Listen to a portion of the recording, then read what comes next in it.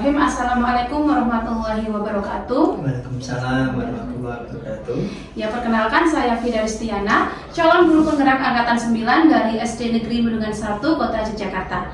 Kali ini saya akan melakukan wawancara terkait dengan pengambilan keputusan berbasis nilai-nilai kebajikan sebagai pemimpin. Nah, kali ini saya akan melakukan kegiatan wawancara dengan Kepala Sekolah SD Negeri Bendungan 1, Yogyakarta, yaitu Bapak Sigit Mulyanto. Assalamualaikum warahmatullahi wabarakatuh, Bapak. Waalaikumsalam warahmatullahi wabarakatuh. Ya, selamat siang Pak Sigit. Selamat siang Bu Ida. Gimana kabarnya hari ini? Sehat, Pak? Hari ini kabar saya sehat, ya, walafiat, ya, tidak kurang apapun. Alhamdulillah, Bu Ida sehat. Alhamdulillah, saya juga dalam keadaan sehat dan baik-baik saja, Bapak. Ya Bapak, sebelumnya saya mengucapkan terima kasih karena Pak Sigit sudah meluangkan waktunya untuk mau bersedia berbincang-bincang dengan saya, dan pastinya saya juga akan mendapatkan banyak ilmu pada siang hari ini dengan Pak Sigit. Baik Pak Sigit, terkait dengan tugas saya sebagai calon guru penggerak angkatan 9, yaitu pada modul 3.1 demonstrasi kontekstual terkait dengan pengambilan keputusan berbasis nilai-nilai kebajikan sebagai pemimpin. Dan pastinya Pak Sigit itu sudah menjadi kepala sekolah dalam kurun waktu yang lama dan juga pastinya memiliki pengalaman-pengalaman yang sangat luar biasa seperti itu. Baik Pak Sigit, saya akan memberikan beberapa pertanyaan kepada Pak Sigit. Yang pertama, bagaimana Bapak itu dapat mengidentifikasi kasus-kasus yang merupakan dilema etika atau bujukan moral? Di dalam pengambilan keputusan ini, tentunya kita harus melihat dulu persoalannya. Gitu. Nah, setelah tahu baru kita akan mengidentifikasi ya, yang ada di lapangan, ya. Persoalan-persoalan yang ada di lapangan di lembaga seperti SD Negeri Bendungan 1, ya, tentunya yang konteksnya adalah terkait dengan masalah pendidikan, ya. Kemudian setelah kita identifikasi, baru kita menganalisa. Sebagai contoh, dilema etika yang kita hadapi. Ketika kita menghadapi suatu dua persoalan yang sama-sama benar, satu pada pembelajaran, gitu. Pembelajaran itu adalah salah satu upaya untuk peningkatan mutu pendidikan pada anak-anak. Dan di samping itu juga guru selaku fasilitator, selaku mediator dalam pembelajaran juga dituntut untuk peningkatan kompetensi, ya. Nah, ini ketika ada suatu kegiatan guru harus melaksanakan peningkatan kompetensi, dengan sendirinya tanggung jawab kelas yang waktu itu mesti akan berdampak pada siswa yang diambilnya. Nah, maka di sini bagaimana dua hal yang benar ini bisa kita ambil keputusan, ya, dengan berprinsip pada nilai manfaat dan itu dirasakan oleh guru maupun oleh siswa yang ditinggal. Jadi seorang pemimpin harus pandai-pandai untuk mengambil sikap, ya, yang baik sehingga ketugasan guru untuk mengikuti peningkatan kompetensi bisa berlangsung. Kemudian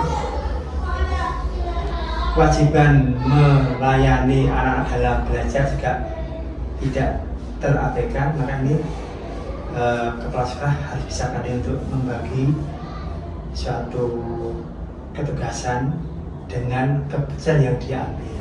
Pak, jadi dilema etika itu memang itu merupakan permasalahan real yang ada di sekolah gitu ya Pak ya. Jadi tadi Pak Sigit juga harus melihat dulu persoalannya seperti apa, mengidentifikasi, terus juga memilih mana yang urgent atau mana yang harus didahulukan gitu ya Pak. Ya, baik, untuk selanjutnya bagaimana Bapak itu menjalankan pengambilan keputusan di sekolah, terutama untuk kasus-kasus di mana ada dua kepentingan yang sama-sama benar atau sama-sama mengandung nilai kebajikan? Sebenarnya yang nomor 2 ini sudah kami jawab tadi ini, ya. Tidak apa-apa. Jadi kami ulang kembali. Jadi kalau ada dua hal yang sama-sama benar, gitu, dan bagaimana kita seorang pemimpin itu bisa menyikapi terkait dengan keputusan itu, ya. Keputusan itu mempunyai manfaat, keputusan itu dapat dipertanggungjawabkan, sehingga nanti dalam satu sisi dilema etika yang dalam hal ini adalah kepentingan ibu gurunya atau bapak gurunya mengikuti pendekatan itu dapat terlaksana dengan baik, dan juga siswa yang ditinggalkan dapat belajar dengan nyaman dengan guru pendamping atau pengganti yang lain gitu. Iya, jadi tadi seperti misalnya bapak ibu guru itu apakah harus ngajar di kelas atau harus meningkatkan kompetensinya gitu ya. Jadi sama-sama dilihat nanti nilai kebermanfaatannya yang mana seperti itu ya Pak ya. Baik, untuk selanjutnya langkah-langkah atau prosedur seperti apa yang biasanya Pak Sigit itu lakukan selama ini? Langkah-langkah dalam hal pengambilan keputusan ya, Iya.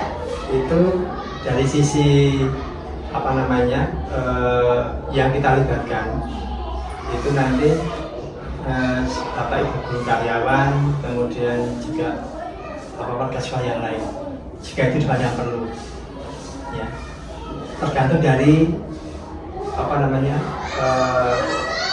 substansi apa yang akan kita putuskan, substansi persen yang akan kita putuskan ya. Kalau itu keputusan yang sifatnya itu nanti membutuhkan suatu keterlibatan orang tua atau komite, ya kita undang orang tua komite. Intinya itu untuk langkah-langkahnya, intinya keputusannya itu dapat dilaksanakan oleh semuanya, terus nanti mempunyai nilai kebermanfaatan gitu ya Pak, dan dilihat dari sub materinya terlebih dahulu. Yang dilibatkan itu semua unsur, baik dari bapak ibu guru karyawan, terus juga dari orang tua maupun dari komite gitu ya Pak Sigit ya. Ya. Baik, untuk selanjutnya hal-hal apa saja yang selama ini Pak Sigit anggap efektif dalam pengambilan keputusan pada kasus-kasus dilema etika? Tadi sebenarnya sudah kami sampaikan juga di awal Ya. itu. Jadi hal-hal yang efektif yang terkait dengan hasil guna pelaksanaan keputusan itu ya itu satu, keputusan mempunyai nilai manfaat. Yang kedua, keputusan dapat dilaksanakan. Ya. Yang ketiga, keputusan dapat mempunyai nilai akuntabilitas yang dapat dipertanggungjawabkan. Itu efektif itu ya. Baik, berarti memiliki nilai manfaat, dapat dilaksanakan, dan juga memiliki nilai akuntabilitas gitu ya Pak Sigit ya. Baik, untuk selanjutnya hal-hal apa saja yang selama ini merupakan tantangan dalam pengambilan keputusan pada kasus-kasus dilema etika? Ya, kalau tantangan ini sebenarnya relatif ya. Ya, tantangan dalam hal yang secara signifikan untuk selama ini yang kami rasakan itu belum tidak ada. Ya.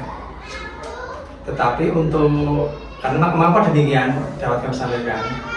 Ya, karena kami sudah membangun suatu pola pikir, suatu mindset pada teman-teman guru, pada teman-teman karyawan, ya, itu bahwa kita harus punya suatu komitmen.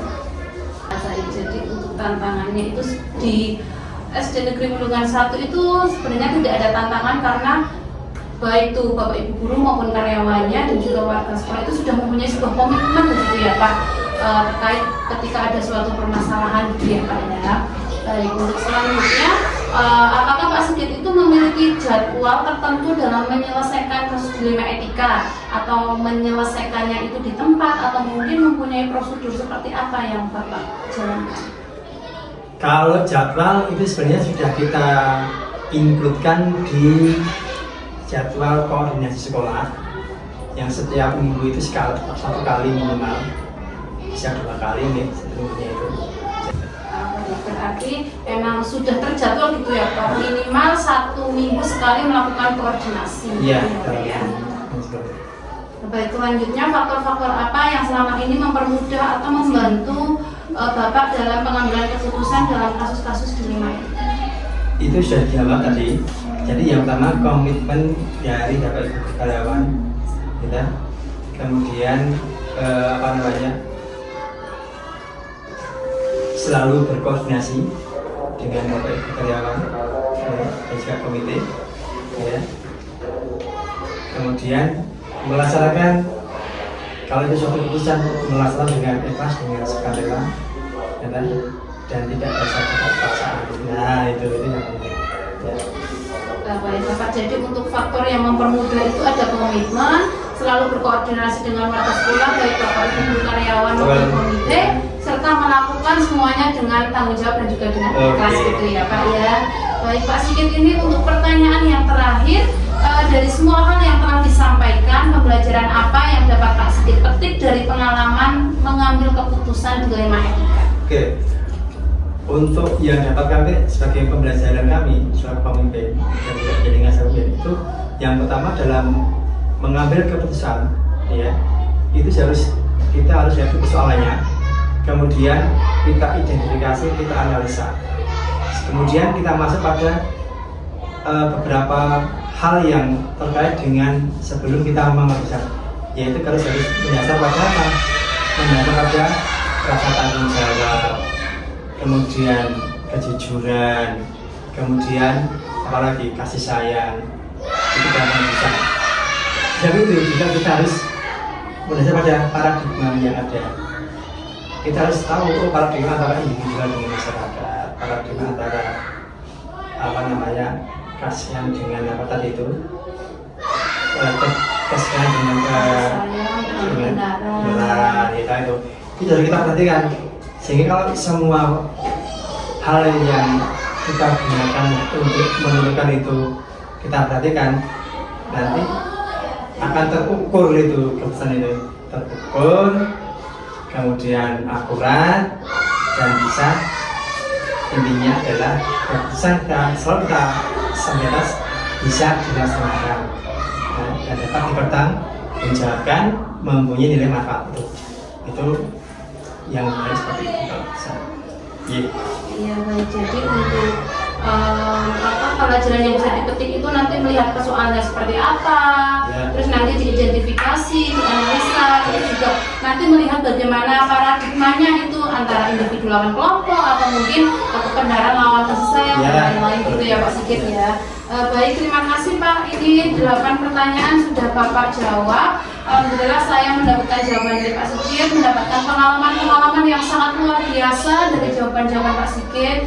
Semoga apa yang tadi disampaikan oleh Pak Sigit, saya kedepannya bersama teman-teman juga bisa menerapkannya.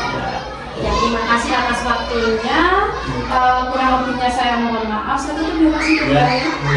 Assalamualaikum warahmatullahi wabarakatuh. Waalaikumsalam warahmatullahi wabarakatuh.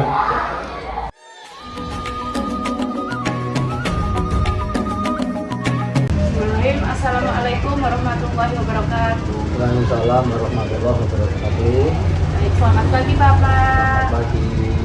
Bagaimana Bapak kabarnya hari ini? Alhamdulillah sehat, baik. Kembali sehat Bu. Alhamdulillah saya juga sehat. Baik Bapak, perkenalkan saya Fida Ristiana, calon guru penggerak angkatan 9 dari SD Negeri Bilangan 1 Yogyakarta.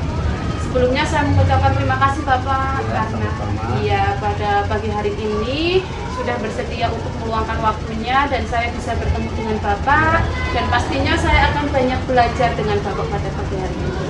Bersama-sama belajarnya ya. Iya Bapak. Nah, terkait dengan tugas saya sebagai calon guru penggerak angkatan 9, yaitu modul 3.1 demonstrasi kontekstual terkait dengan pengambilan keputusan berbasis nilai-nilai kebajikan sebagai pemimpin.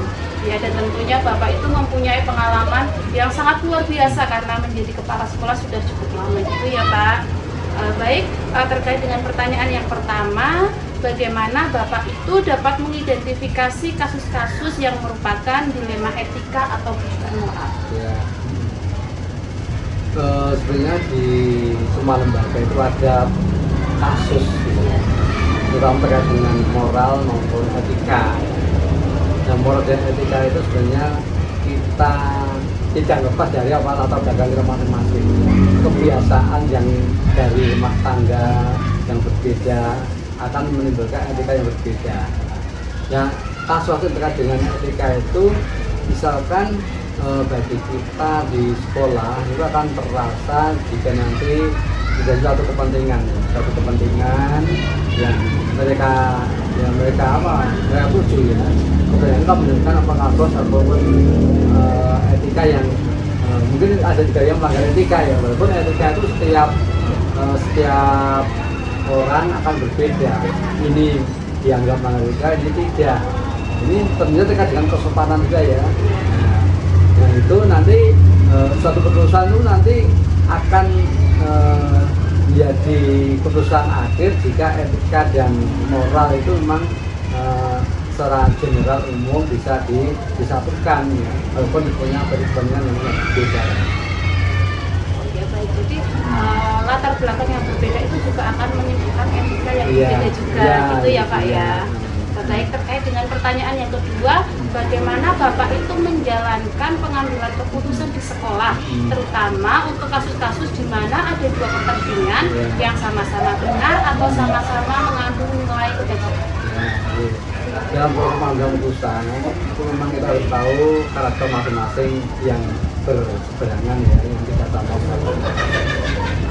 Dan kemudian identifikasi itu kemudian kita kembangkan, kita wujudkan ya nanti jadi suatu nilai-nilai di dalam sekolah ya, sehingga yang berseberangan, kepentingan yang berbeda itu bisa menjadi satu. Terutama untuk kepentingan umum, lalu kepentingan pribadi itu sudah beda ya. Tapi kalau untuk kepentingan umum, kalau nanti kasus itu nanti bisa dilaksanakan karena kebenaran hanya satu, telahkan itu. Jadi kebenaran itu hanya satu dan dimulai dengan mengetahui karakter masing-masing serta diidentifikasi terlebih dahulu gitu ya Pak ya. Baik. Selanjutnya langkah-langkah atau prosedur seperti apa yang biasa Bapak lakukan selama ini? Perbedaan kepentingan ataupun kasus yang terjadi, memang pertama memang kan sudah mengamati ya, mengamati masing-masing karakter dari teman-teman guru, teman PTK, sudah tahu karakternya, kemudian kita bisa menentukan bagaimana cara yang benar agar tidak menimbulkan gejolak yang baru. Katakan ada apa? Kemai wae ora butet dah ini dan misalkan itu ya. Nah, sehingga kita jangan sampai merugikan salah satu pihak. Dia setelah dari identifikasi itu kemudian kita mengambil sikap dari pimpinan bagaimana untuk menentukan yang terbaik sehingga keduanya tidak dirugikan. Jadi yang pertama mengamati karakter masing-masing dulu, terus menentukan solusi yang terbaik itu ya Pak, supaya tidak merugikan salah satu pihak. Baik, untuk selanjutnya hal-hal apa saja yang selama ini Bapak anggap efektif dalam pengambilan keputusan pada kasus-kasus dilema etika? Pertama, pendekatan individual,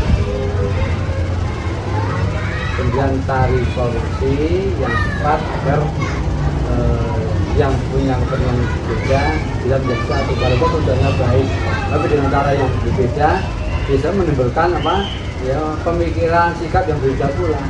Nah, itu nanti keputusan akhir itu akan baik jika kedua yang punya pendapat berbeda itu menjadi satu yang sebuah keputusan yang terbaik untuk kita semua. Jadi melakukan pendekatan individu, terus mencari solusi yang tepat ya sama-sama nanti yang mempunyai masalah itu dapat disatukan pemikirannya gitu ya Pak ya. Sudah beda dari awal lagi. Iya baik. Selanjutnya hal-hal apa saja yang selama ini merupakan tantangan dalam pengambilan keputusan pada kasus-kasus dilema etika? Tantangannya tadi ya, dari perbedaan latar belakang tadi, kemudian kuatnya karakter ya, kuatnya karakter masing-masing pribadi. Jika karakter yang punya karakter keras akan beda dengan yang lemah. Mungkin punya karakter yang punya secara batin kuat, tapi malu diungkapkan. Ya kita juga tidak bisa ngorek lah, tidak bisa bagaimana mengeksplorasi dari yang diinginkan gitu. Itu karakter yang kuat dan untuk pendapat pribadinya tidak disampaikan, masih ditutup-tutupi. Jika kalau kami mau menuliskan bagaimana? Padahal sikapnya batin dengan lain sudah beda. Dia menjadi permasalahan itu. Di depan sini, di belakang beda lagi. Gitu. Berarti terkait dengan tantangan itu ada perbedaan latar belakang dan juga kuatnya karakter. Iya. mungkin ada yang tidak menyampaikan pendapatnya secara menyeluruh gitu Ya, ya Pak. Jadi gitu. kita tidak bisa menyelesaikan dengan maksimal karena masih ada yang terpendam Ya, mungkin ya Pak. terpendam. Iya. Baik Bapak, untuk selanjutnya apakah Bapak itu memiliki jadwal tertentu dalam menyelesaikan kasus dilema etika atau mungkin langsung menyelesaikan di tempat atau prosedur seperti apa yang Bapak jalankan? Jadi untuk bagaimana menangani kasus banding atau kasus itu, pertama memang kami secara terdakwa setiap rapat itu pasti kami sampaikan secara umum, ya, secara umum. Semua permasalahan perlu disampaikan di situ. Dan sampai permasalahan nggak disampaikan di belakang, itu menjadi persoalan baru ya. Dengan cara briefing, dengan cara rapat, sebelum rapat sampaikan secara ya bagaimana seorang guru bermoral yang baik, beretika yang baik. Ini nanti anak-anak ini jangan sampai terindah pada anak-anak. Jadi terindah pada anak-anak. Karena etika itu nanti kan juga akan tahu. Etika seorang guru di kelas tahu, anak tidak usah diberi, sudah bisa membaca. Ini guru ini keras, ini nanya sendiri, ini sering memaksa. Ini karakter itu yang memang harus kita tahu.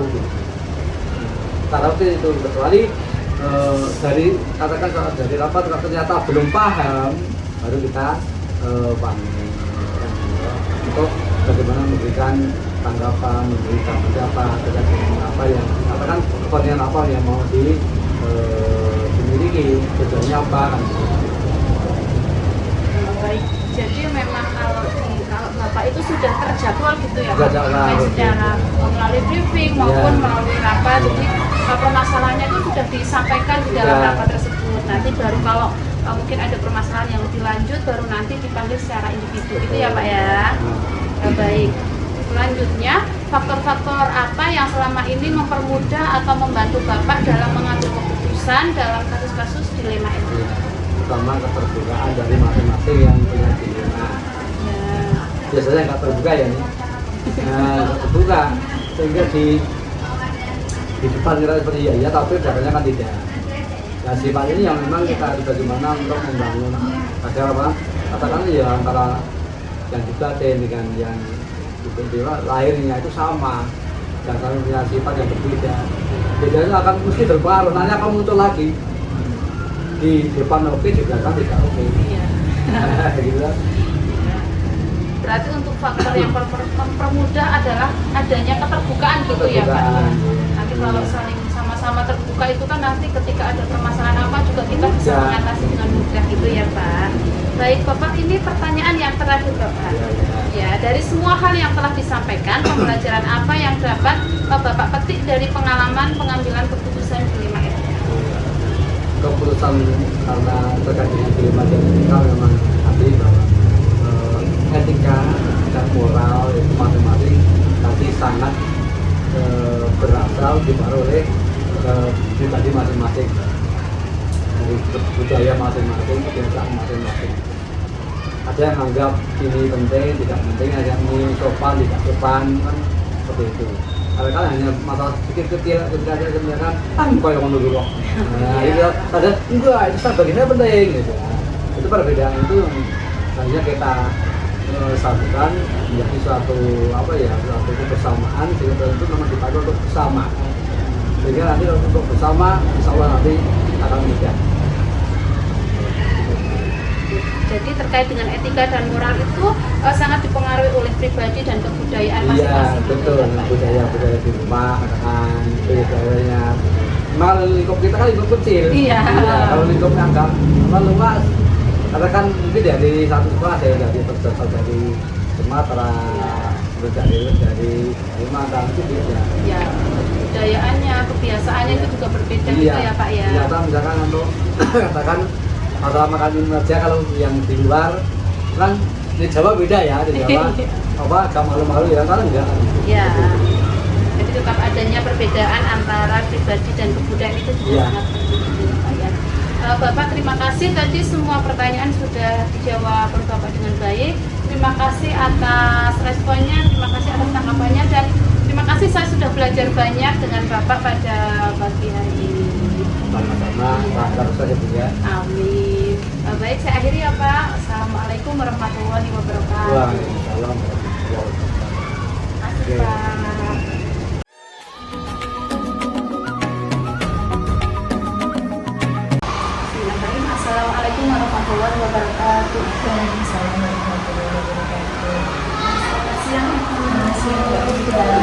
bagaimana kabarnya Ibu hari ini? Alhamdulillah sehat.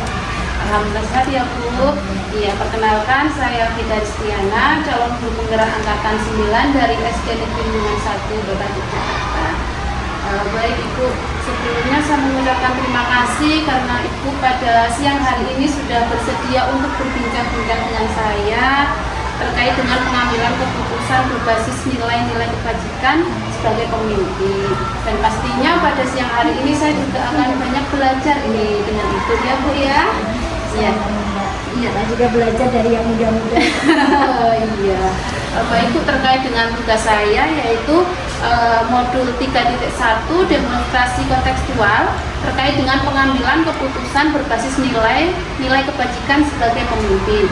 Dan tentunya Ibu ini sudah menjadi kepala sekolah dalam waktu yang lama sehingga pastinya memiliki pengalaman-pengalaman yang sangat luar biasa gitu ya Bu ya. Baru 11 tahun. Oh, berarti 11 tahun itu sudah cukup lama. Baik Ibu, izinkan saya untuk memberikan beberapa pertanyaan kepada Ibu ya Bu. Untuk pertanyaan yang pertama, bagaimana Ibu ini dapat mengidentifikasi kasus-kasus yang merupakan dilema etika atau rujukan moral? Ya, terima kasih Mbak Fida. Menurut saya, istilahnya tadi bukan mengidentifikasi. Iya.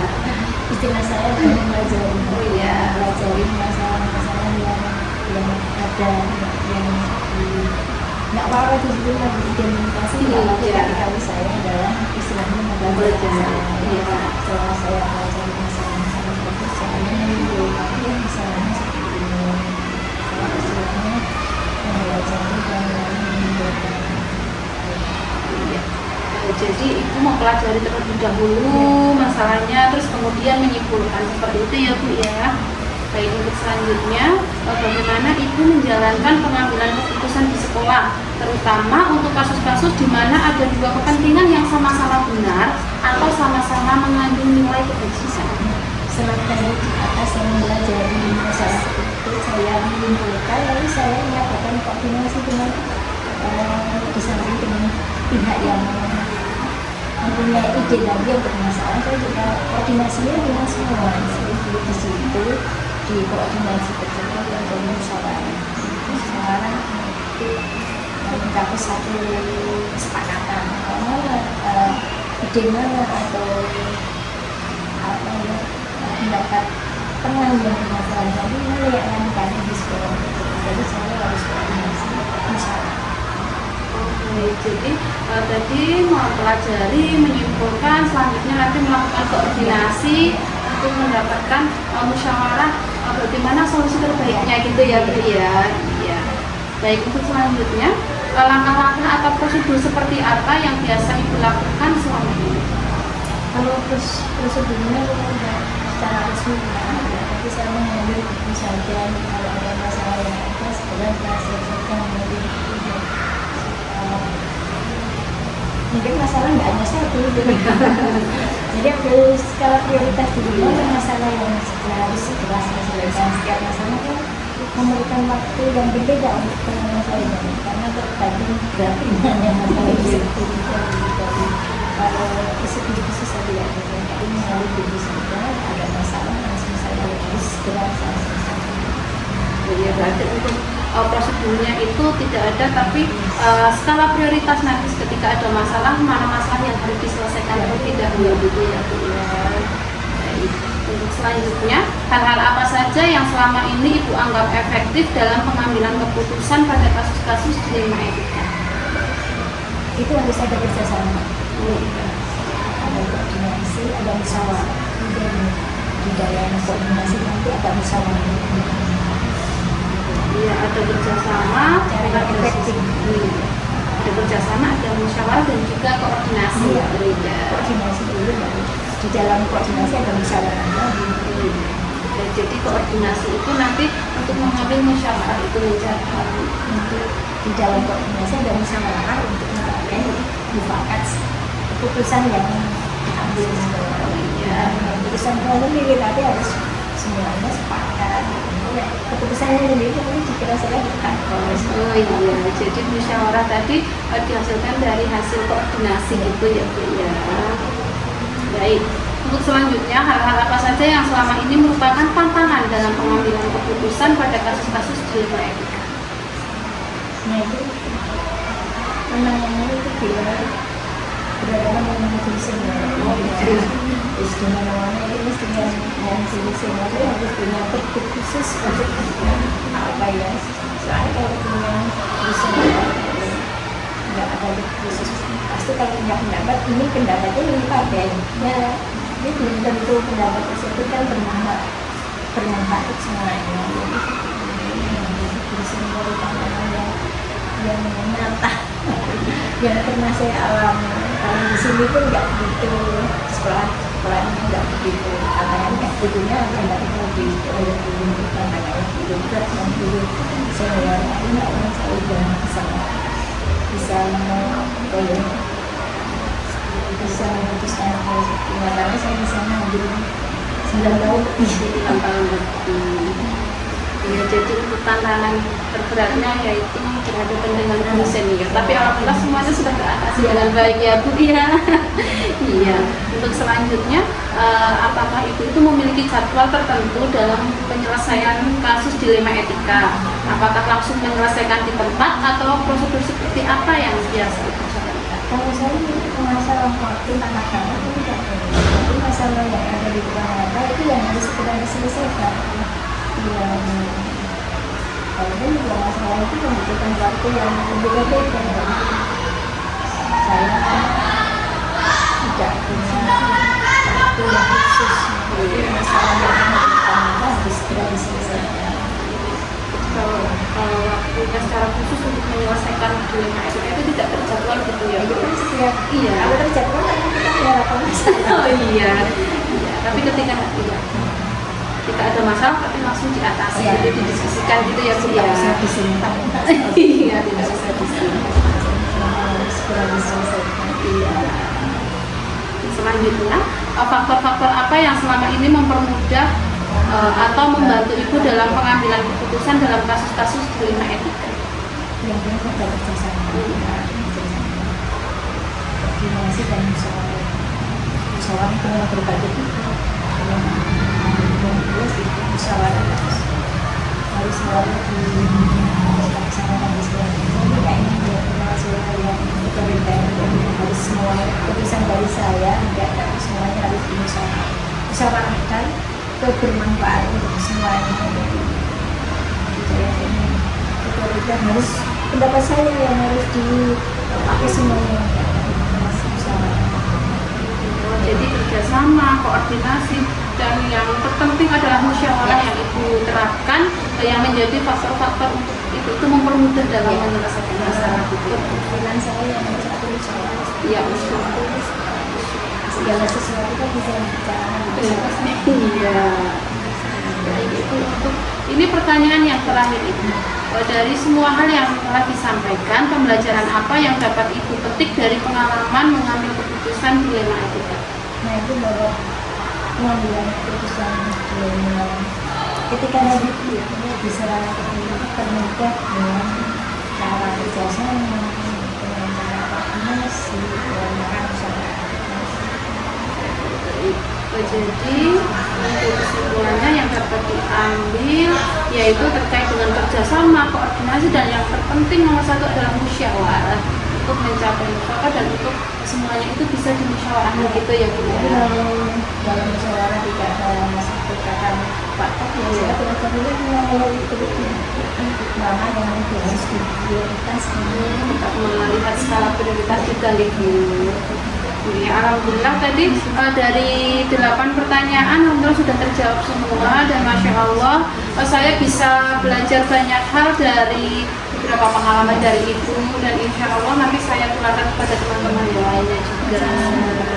Iya, dan semoga juga nantinya saya bisa menerapkan terkait dengan kerjasama, koordinasi, dan juga musyawarah untuk mengambil sebuah mufakat seperti itu. Ya, itu terima kasih atas waktunya. Semoga yang diambil jadi kepala sekolah besok kali jadi penggerak. Aduh, amin. Terima kasih atas waktunya, terima kasih atas pengalamannya. Mohon maaf jika ada salah-salah kata ya.